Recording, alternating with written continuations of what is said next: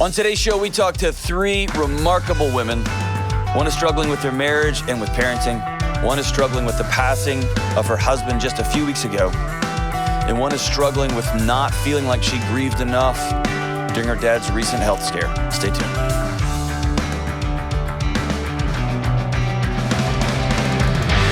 Hey, what's up? What's up?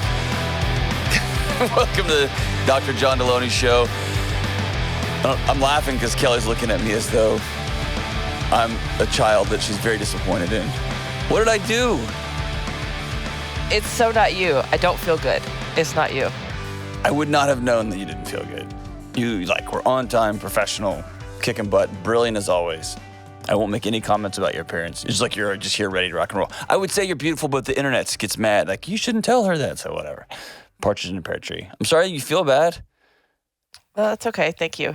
On the last show, you had a full beard and you had a way deeper voice, and so it's good to see you That was actually back. a different person.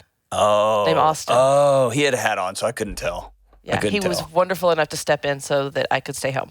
He did. We did try to get him to answer the phones, like, hello, this is Kelly. But he's too respectful, and he wouldn't do it. I thought that would be super funny. People would not expect that. But I'm glad to see you back. Sorry you don't feel good. Oh, that's okay. Thank you. I'm glad to be back. Are you taking all your vitamins? Yes. I don't even know if you take vitamins. I'm just saying that. On a lot of drugs right now, so. Like Dayquil type stuff. Yes. You should call into the show. We talk about those kind of things. James, feeling it? Feeling great. Good folks, when James says, and I quote, I'm feeling great, that's him being sarcastic.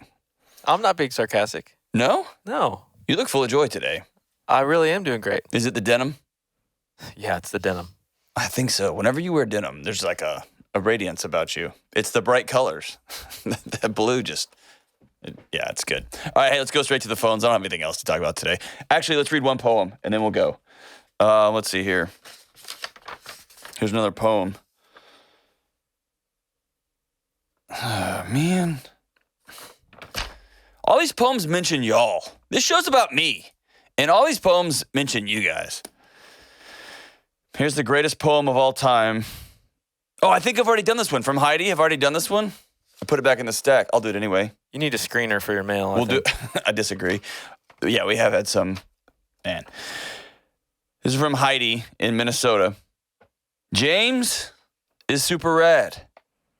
Kelly carries herself with poise. Strongly disagree. The Dr. John Delony Show is my favorite. Forever a fan of the horse noise. You did read that one. I did? Yeah, you did. Oh, well, there we go. But, it's worth reading again. It's so accurate. Was it? It was, Heidi. Thank you. We're doubling up here. No, last one, and I'm going to open quick. It is... Yep, nope, no. These people mail some stuff. Guys, go to counseling. For crying out loud. Before you send me a letter, ask yourself, should I go to therapy? And if you ask yourself that question, you should go.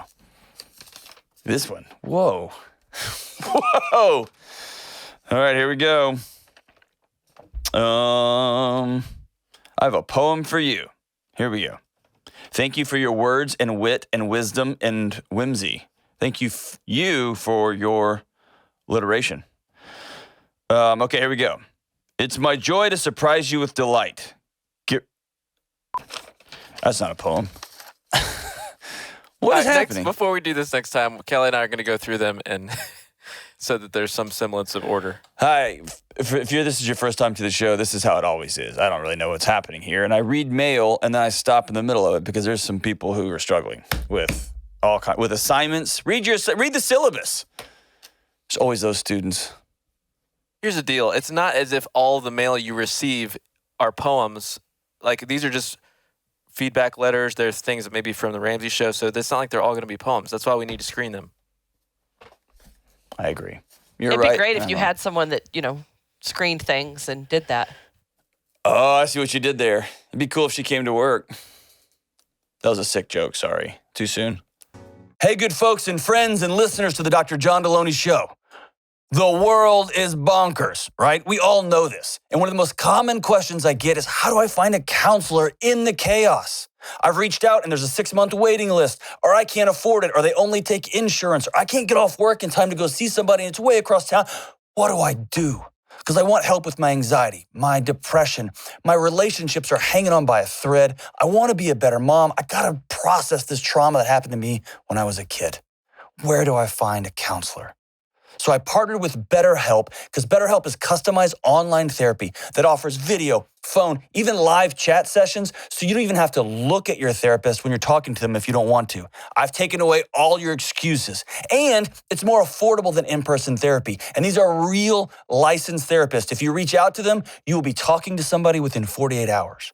Dr. John Delony Show listeners get 10% off their first month at betterhelp.com/Delony. Please reach out if you need help. That's betterhelp.com/Delony. All right, we are back. Hey, before I transition to the next call, before I take the next call, I want to, I scribbled 4 things down during the break. I want to make sure everybody knows when you're raising young people, especially teenagers. Think of these 4 things: connection, contribution, purpose, and success. What are ways I can connect with my child?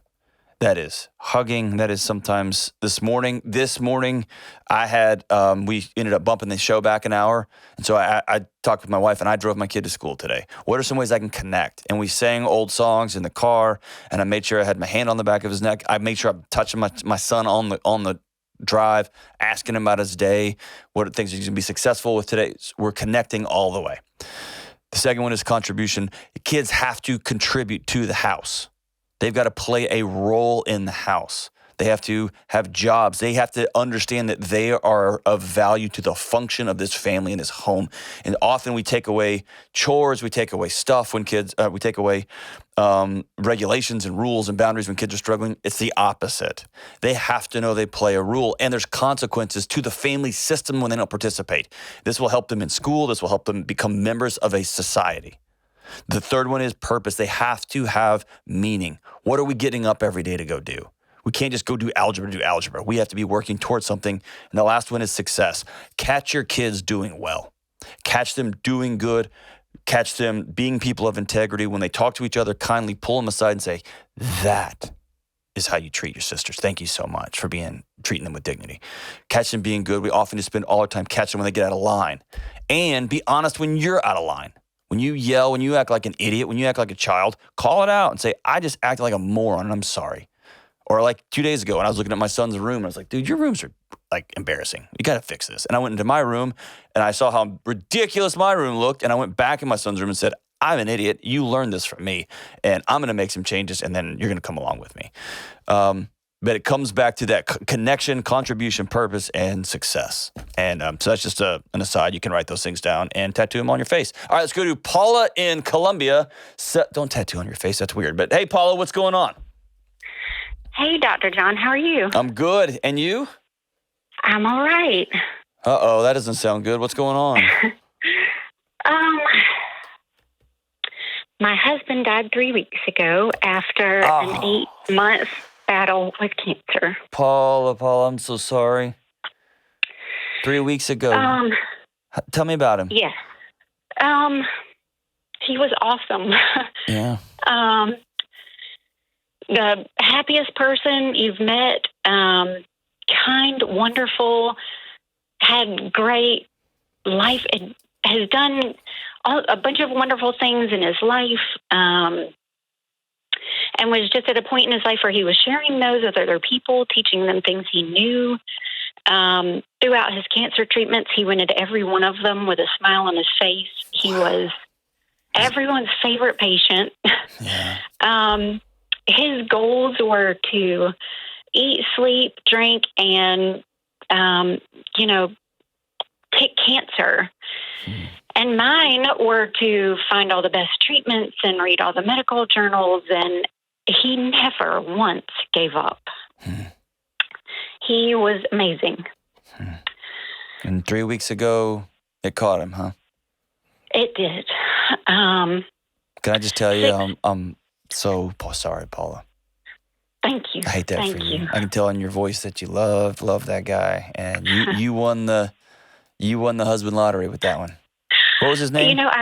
I got a card that said that. I'd said it to a friend, not, when we were early on kind of doing that thing people do about talking about their husbands, things they do. And I said, you know what? I got a good one. There really wasn't anything to complain about. And it was the coolest card to get. Hey, I got a good one. Like it's like a whispering secret. I got a good one. Guess what, guys? I found $100 under my house. Yeah. I got a really good one, even after 13 years. What was his name? What was his name? His name was David. David. I want to make sure we say his name out loud and honor him. That's awesome.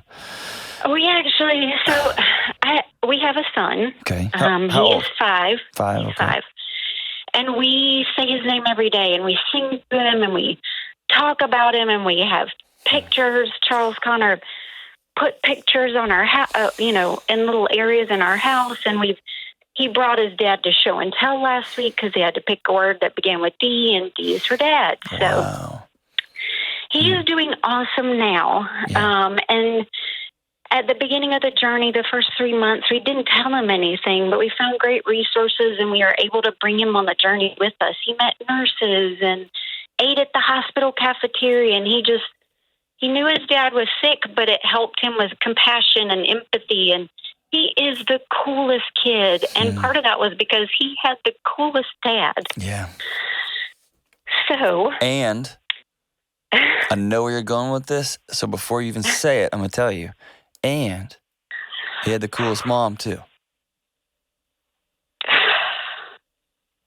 Yes. He did. He does. He's got a mom who loves him and a mom who shows up. And a mom who loved his dad, too.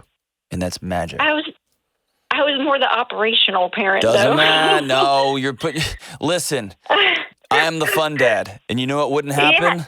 Is we'd have no electricity in my house or food. We'd have a really cool fire outside, and we'd write our names in the yard with the lawnmower, but we'd have no food, right? So it takes both, and your son won with you too. Herein lies the problem. How do I navigate the upcoming years so that this awesome kid can grow into an awesome man without his dad around? Yeah. We have a huge community and great men in it, and there are men in his lives, but there's not that fun in the house and around him constantly. What a great, heartbreaking question.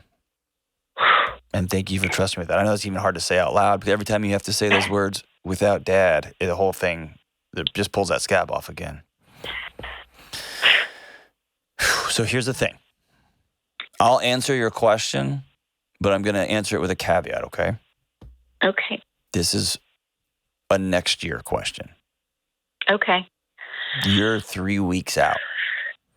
And as a planner and as a controller and as somebody who loves people who are lots of fun, but you were put on this earth to make sure they don't all drive off the cliff together, you are doing your best to tie up every loose end. Right? And to control what you can control, because a grenade just went off in your heart and in your home. And I'm trying not to control as much. I know. And bills got to get paid, right? Life insurance all that stuff has to happen. And there's still going to be a roof leak and things like that. But you're worrying on a 20-year challenge right now. And there is still smoke coming out of that house. And so for the next 3 months, the next 6 months, the greatest gift you can give your son is that you be honest about your grief and you cry with him. And when you're sad and you're lonely, you hug him. But also you don't make him responsible for your wellness and your healing. And that mom takes care of mom. And that doesn't mean a lot of that. That doesn't mean faking it or flexing, or that means you got someone to talk to. You got people to cry. You've got people you can call when you need to be away from your son and you just need to go for a walk in the woods with a buddy. Like, you know what I mean? It sounds like you have a great community. That's the gift you can give him. Okay? Downstream, you're right. Little boys need models of men. They do. And teaching Integrity, honesty, grit, kindness, and strength, those are not gender-specific things. He'll be fun because he's fun. He'll be bonkers because he's bonkers. You can still teach him what strength looks like, even if it's a different kind of strength than the one maybe Dad would have shown him. And by the way, when you tell stories of Dad, they will become almost more powerful than him. So stories of Dad's strength and Dad's character and Dad's integrity will take root in his heart, as will watching you be a person of integrity and strength and character. And you calling those things out explicitly. And so I don't want you to think your son is going to struggle because Dad passed away. That's a trauma. You know that, right? That's a great tragedy. He's going to struggle. He's going to have challenges. And when I say struggle or challenges, I don't mean like, it's all good. Not like that. But his life's going to be harder than mine was because my dad's still here, okay? And he had an incredible father. I don't want to mince that. And he is going to be incredibly blessed by you. And so I don't want you to think that suddenly there's these things that you can't teach him. That's not true. He will need male models. He'll need men in his life that will take him out. I said that kind of weird. I just want to say I shouldn't have said he needs male models. I made that whole thing weird. He'll need models of men in his life, right? That will take him fishing and take him hunting or take him to do computer. I don't know what he's into, but whatever he's into. That will be important. And those guys will come. That's for later. That's for later. Mm-hmm. The important thing right now is to sit and just be still and grieve. And I'm so sorry. So sorry. The sitting part is hard. It is. It is. But what I'm going to tell you is you can't run from this. And as a controller, you're used to running from it. Because that's what control gives us.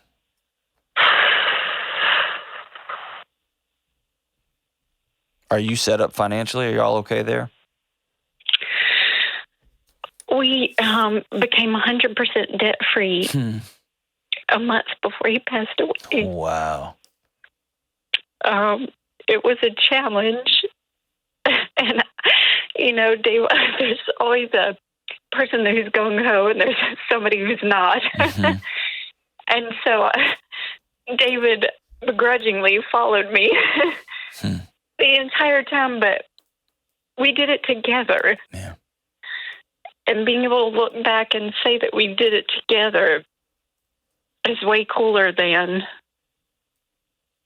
after the fact. Absolutely. So we're okay. Have an amazing boss, an amazing CEO, an amazing company. Awesome. Good for you. Good for we're- them. Awesome. We're good. It's just Hold there's on. just a lot. Hold on. And you're not good. You lost your best friend. Yeah. And it's okay to not be good.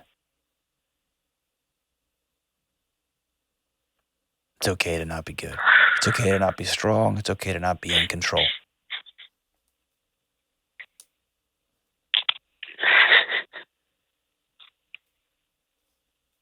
Thank you. The world doesn't need any more strong sprinters.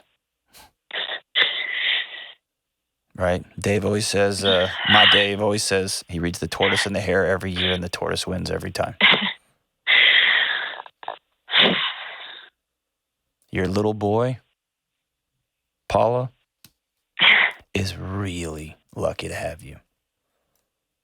Real lucky to have you. He's really lucky to have the community he's in, and he's really lucky to have spent 5 magical years with the magical, incredible dad. You are correct. And so sit in the memory and the love of your husband. Sit in the pain and the hurt of you lost your best friend and co-pilot, your forever guy. Sit in the grief that your son lost his dad. Sit in the joy that, man, he got to spend 5 years with somebody who was just magic. and then be about the slow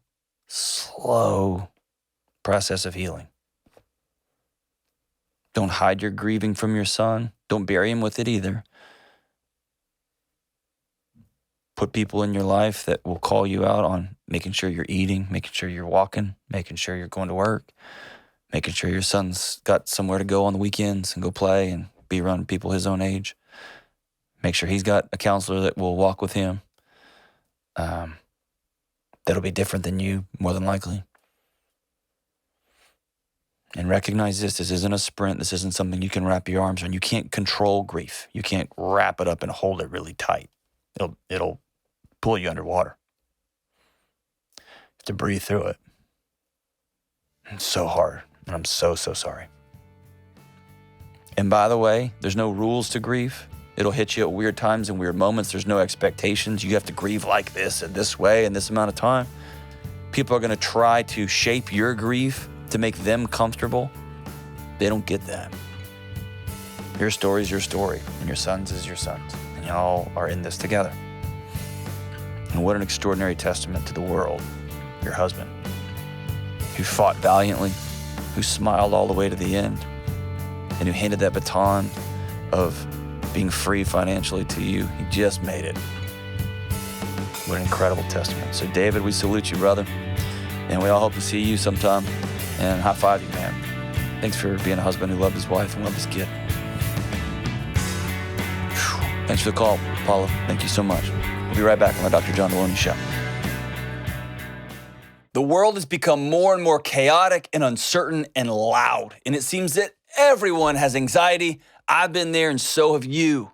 It's why I wrote this small, direct, and personal book called Redefining Anxiety. In this book, I discuss what anxiety is, what it's not, and how you can get back on the road of being whole and well. Listen, you are not broken, and I'm living proof that you can get your life back. I wrote this book so everyone could read it, not just science nerds like me and my friends, and I priced it at $10 so that everyone can afford it.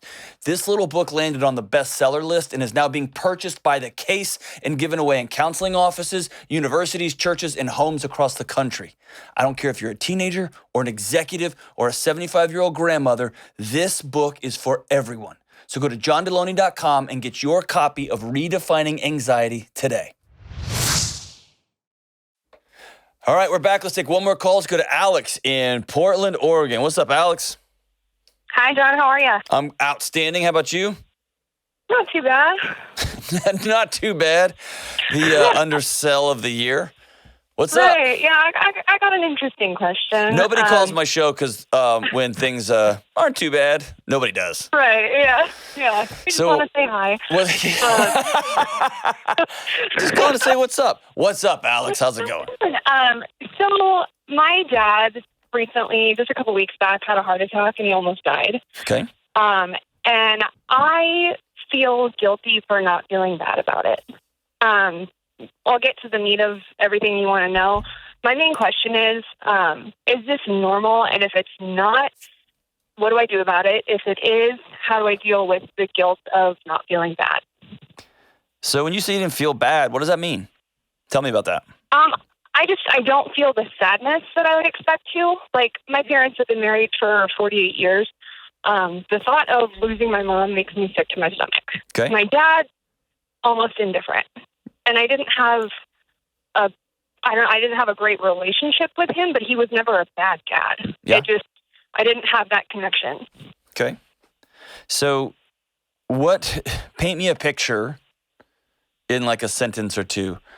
What did you expect yourself to do or to feel or to experience in the hypothetical event your dad almost dies? I guess I thought I would have this like overwhelming sense of grief, like I lost something that, meant so incredibly much to me. Mm-hmm.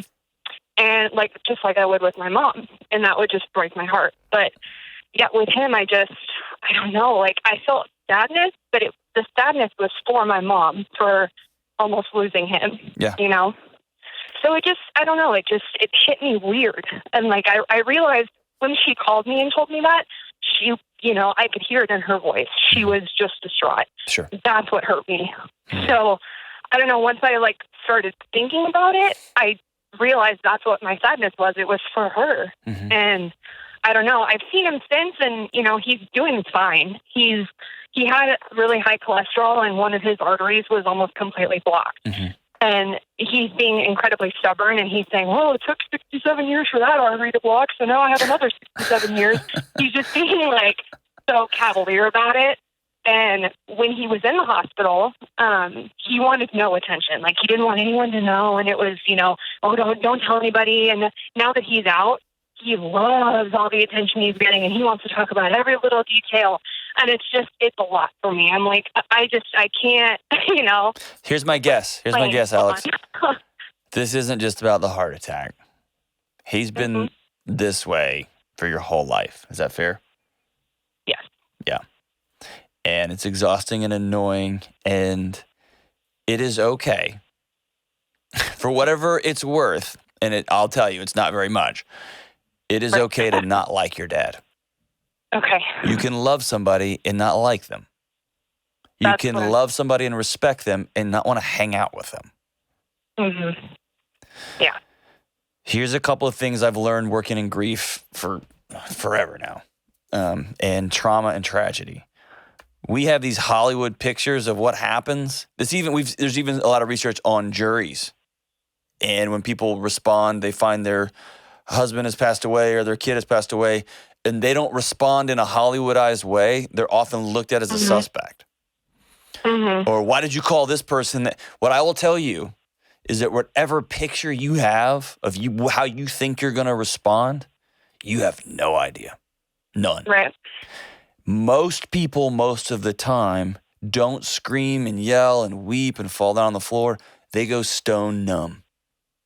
They freeze. Yeah. And they will report things like, I can't feel anything. I am just, and that's just their body shutting down. And that's totally normal and okay.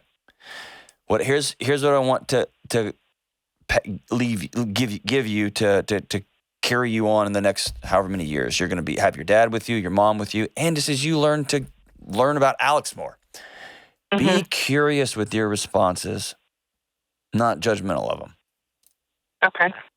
So when you have an anticipated response and you don't respond that way, instead of going, oh my gosh, I'm broken, or I suck, or it's because my dad's, just be curious about it. Like, why in the world? It helps me to write that stuff down when I have those different responses. Some people can talk it out with their friends or with someone they trust, but just be curious about it. So let's be curious. Why do you think that you were indifferent?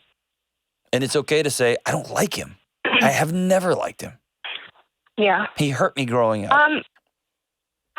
I think it's because I've seen, well, for an example, probably about 2 months ago, my mom had COVID and shingles at the same time. And she was almost literally on her deathbed. There was one day though that she thought, yeah, I'm done. This is it. And I'm married. I don't live at home. And I knew they were going through this, and I knew she was also a little stubborn and didn't want to go to the hospital. So I had texted my dad, and I said, hey, you know, if she's refusing to go to the hospital and you won't buck up and take her, I'm going to call the police, and I'm going to have a forced welfare check on her because I don't want her to die because she's being stubborn, right? And he just said, okay, thanks for your concern. You know, well, she's doing okay, blah, blah, blah, blah, blah. And I then find out when she asked him to call for an ambulance for her on that day that she thought this was it, he said, oh, are you sure? I mean, you know, they're going to show up and you're going to be really embarrassed. And, you know, like he cares so much about appearances, not the severity of the situation. Yeah. And then on top of that, I find out that when I said that to him, that I'm going to call the police and have a forced check on her, he laughed. He thought that was funny. And I'm just like, who does that? Yeah. You know, it makes me sick because it's like you don't take things seriously, and then you want all the attention and love in the world when it's about you. Yeah. So I'm disgusted, really. And so here's what I want to tell you, Alex. It's okay to be disgusted. Yeah. Anger points us to things that we care about. Yeah. And that's what it is. It was anger and, all that for how he treated my mom in that situation, how I've seen him treat her, my whole life growing up. And how he treated you. Yeah. How he treated you. You were the recipient of this as well. It's okay to be angry. It's okay to be frustrated. In a perfect world, you let him know these things while he's still alive. I've also seen it time and time again that people pass away and that initial wave of anger and disgust and frustration and all that passes. And then there's this longing almost for a myth, for a fantasy of, I miss my dad. Right? I miss my dad. And letting him know, hey, we almost lost you. And you're cavalier about it. Here's somebody who's not cavalier about you, me. And I love you. And I don't like your cavalier attitude. It breaks my heart that you're cavalier about mom's health, about your health. But you're dad. You're 60, 70 years old. You can do whatever you want. I'll tell you, it breaks my heart. And it's hard to love you. I do. It's hard to love you, though. And then when it comes back to the response, your response does, you don't need to be curious about it. You know why. You don't like the man. He almost killed your mom in your heart and mind. He almost killed your mom. He's been like this his whole life. You're just done with him. It's cool. You're allowed to be done with him. And I'm going to tell you down the road, this is going to come back. It's going to hurt. And so whatever you can process and deal with now and let go of. Here's something I think that you're carrying around that would probably be great for your soul. And you should forgive your dad and put that brick down. Stop carrying it. I think you've been carrying your old man for a long, long, long time. And he's obviously doesn't have the tools and some equipment, and he's got some challenges that he's worked through and he's not going to change. And so at the end of the day, you're carrying around the stuff that's not going to make any difference to him. So I'd set it down. And you can set it down by writing him that letter, by calling him and looking him in the eye, by saying what you need to say, or saying nothing and just saying, I'm putting that down. I love my dad, and he's drawn his boundaries, and so I'm going to draw mine. But that's hard, man. That's hard. In the last 2 years, I've heard more stories of people coming to the terms with their parents and who they are and their mortality or their idiocracy or whatever it happens to be. And I'm sorry. But to answer your original question, you're not broken, Alex. You're not evil. You're not mean. It's okay to not like your dad, especially if he's abusive, especially if he was ugly to your mom, especially fill in the blank. I always want people to be respectful and treat their parents with dignity. And it's always okay to just sit down and say, I miss my dad. Where were you? That's okay too. Thank you so much for that call, Alex. Whew, it was a heavy one today, man. So as we wrap up, James has been hassling me. And I don't take that lightly, James, because you're not a hassler. You have been beating me up about do my favorite song. Here it is, America. Here it is. Jeez, James. This is like not even go with the show, but James is like, I'm the producer. I get whatever song I want. Like, fine. This is called gaslighting, guys. This is what gaslighting is. I don't even know what that means. I do know what that means, but it's from the Rose soundtrack, from James's best singer of all time, Bette Midler, The Rose, and it goes like this. This is for you, James Childs. Some say love, it is a river that drowns the tender reed. Some say love, it is a razor that leaves your soul to bleed. Ooh, James. This actually sounds like a My Chemical Romance song.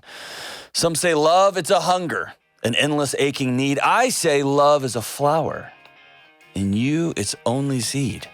It's the heart afraid of breaking that never learns to dance. It's the dream afraid of waking that never takes the chance. It's the one who won't be taken, who cannot seem to give. And the soul afraid of dying that never learns to live. Far beneath the bitter snow, James, lies the seed that with the sun's love in the spring becomes the rose. It's for you, Jimmy Childs. I've never heard that, but she's the original emo artist, apparently. James Child and his love for the rose right here on the Dr. John Delony Show.